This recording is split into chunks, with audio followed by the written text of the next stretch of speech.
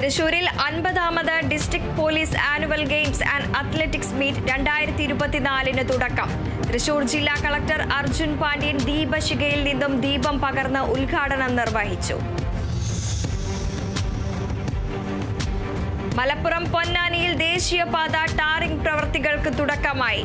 ദേശീയപാത ടാറിംഗ് പൊളിച്ചത് അമൃത് പദ്ധതിക്കായി. പൊന്നാനി പഴയ ദേശീയപാതയിലെ പ്രവൃത്തികൾക്കാണ് തുടക്കമായത്.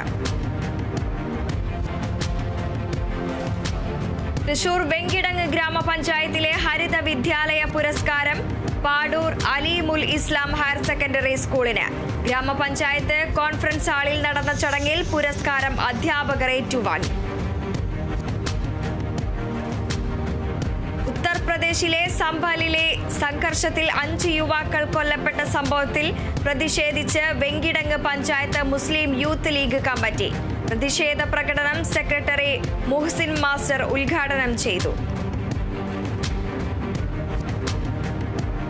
ഗുരുവായൂർ ദേവസ്വം 2025 കലണ്ടർ പ്രകാശനം ചെയ്തു. ഗുരുവായൂർ ക്ഷേത്രത്തിലെ വിശേഷ ദിനങ്ങളും ഉത്സവാദി ചടങ്ങുകളും ഉൾക്കൊള്ളിച്ച കലണ്ടർ മന്ത്രി doctor R Bindu MLA NK അക്ബറിന് നൽകി പ്രകാശനം ചെയ്തു.